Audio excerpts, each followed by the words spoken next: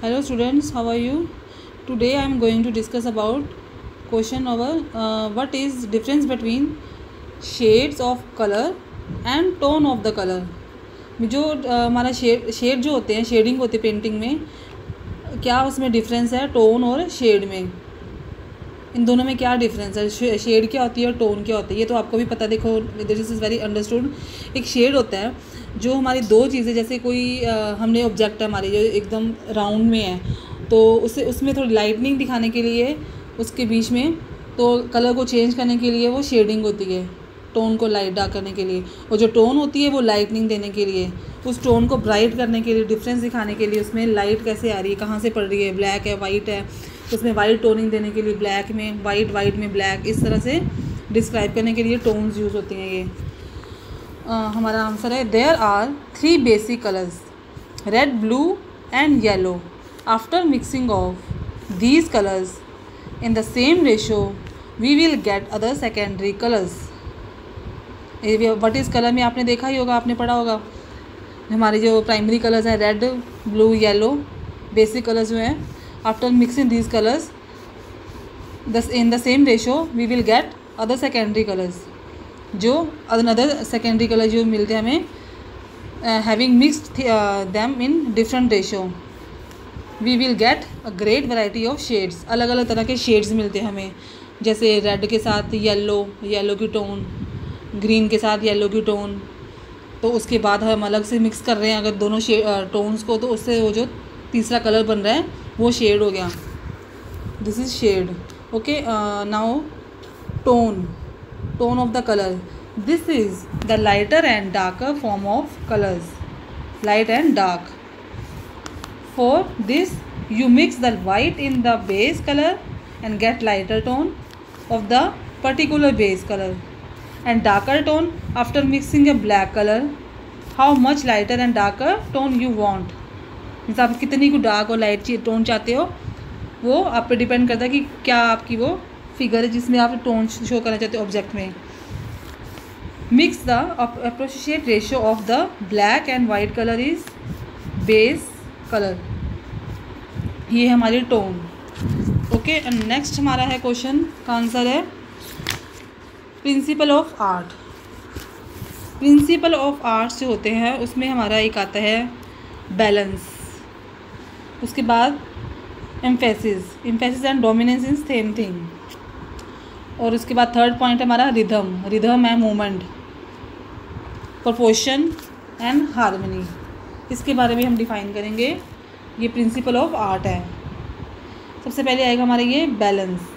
Balance is arrangement of art elements to produce visual symmetry in pictorial और sculpture composition.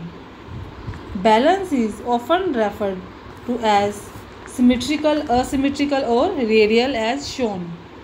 Balance आप समझते हो painting में हमने किस तरह से बैलेंस दिखाना होता है कि पेंटिंग में अगर जैसे प्लस का सीन लिया कि उसमें कैसे डिवाइड किया, प्लस की जैसे विड्थ है, हाइट है, सब कैसे इक्वल है।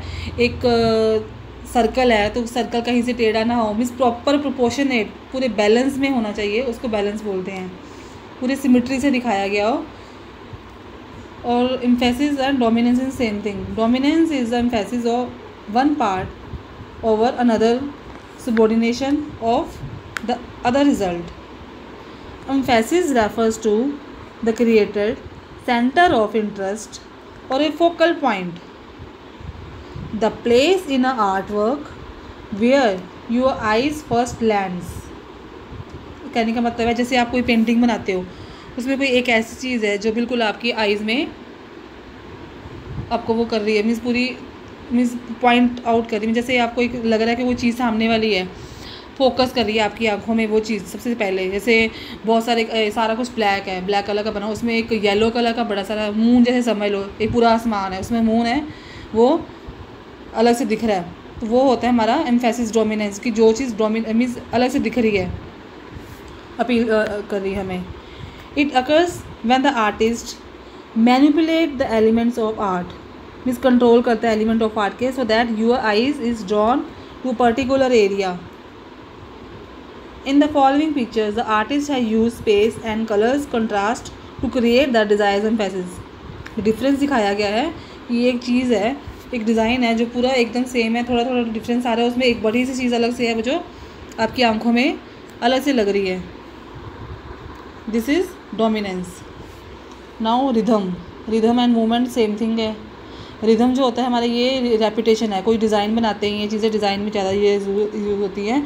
प्रिंसिपल ऑफ आर्ट जो है रिदम है। This is the repetition of art. Repetition means किसी चीज़ का रिपीट। डिज़ाइन बना रहे हैं, एक चीज़ बॉक्स बनाया, उसी बॉक्स को आगे आगे आगे आगे रिपीट किया जा रहा है। Rhythm is the repetition of art elements providing progressive and related movement. When we see an art work consciously और subconsciously our eyes move in rhythm. जैसे हम किसी चीज़ को कॉन्शियस या अनकॉन्शियस देखते हैं तो हमारी आइज़ ब्लिंक सी करती है, हमारी एक रेपिटेशन सी आती है, रिपीट, जैसे चक्कर से हमें घूमता है वैसा मूवमेंट सी होती है, वैसा है रिदम पेंटिंग में। रिदम और मूवमेंट रेफर्स टू सजेशन और motion through the use of various elements. Sometimes a pattern, repetitions और reoccurrence of designs elements extract a varied is used which establishes a visual beat.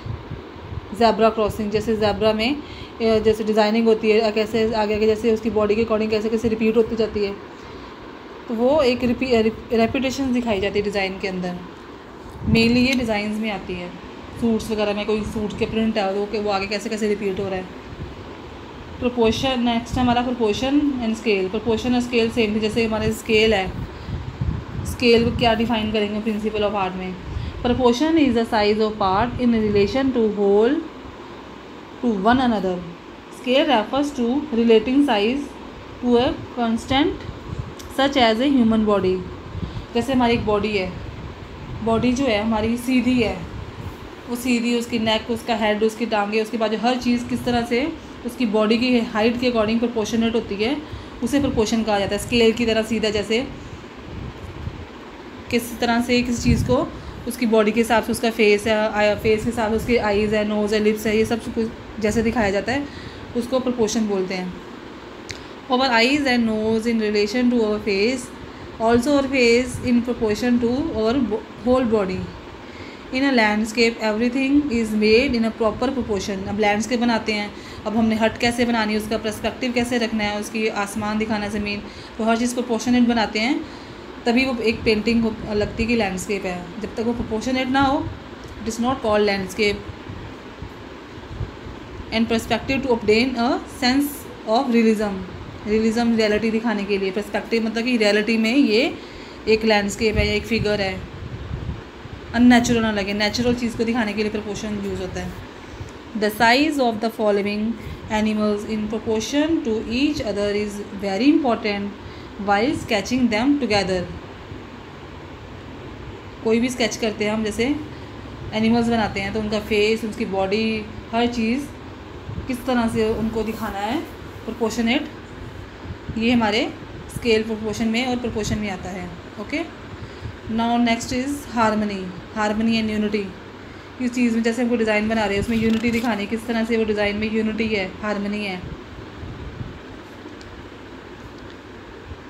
Cezanne, an artist from post-impressionism, stated when painting are done right, harmony appears by itself. जब painting कोई बनती है तो जब वो सही तरह से बनी है तो अपने आप ही उसकी हारमोनी जो है अपने आप ही अपीयर करती है, itself.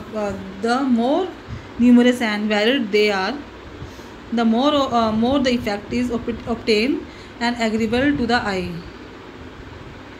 जैसे कोई आप ग्रुप सीन देखते हो, किस तरह से उसमें यूनिटी दिखाई गई है। कोई भी चीज़ है तो अगर वो उसका हाइट विथ हर चीज़ किस तरह से मैच कर रही है, तो वो सब चीज़ों को दिखाने के लिए यूनिटी दिखाई जाती है। तो यूनिटी ही एक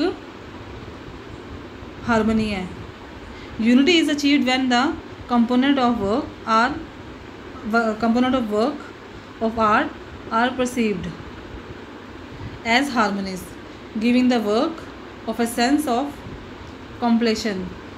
In good work of art, all aspects create a sort of harmony. Harmony is achieved in any work by using similar or related elements. जैसे घर बना रहे हैं, घर में क्या क्या चीज़ें हैं, उसमें क्या पड़ा है, वो एक घर है तो घर में जैसा सामान हो वो एक यूनिटी दिखाता है, ग्रुप है तो इंसान है, तो इस चीज़ की यूनिटी दिखाने की जो चीज़ें हैं उसके साथ सिमिलर उनकी चीज़ें पड़ी हैं उसके accordingly. Harmony gives an uncomplicated look to a piece to art work. All master pieces and beauty of nature can be taken here as example. Okay, ये हमारा था principle of art. Thank you students. Okay.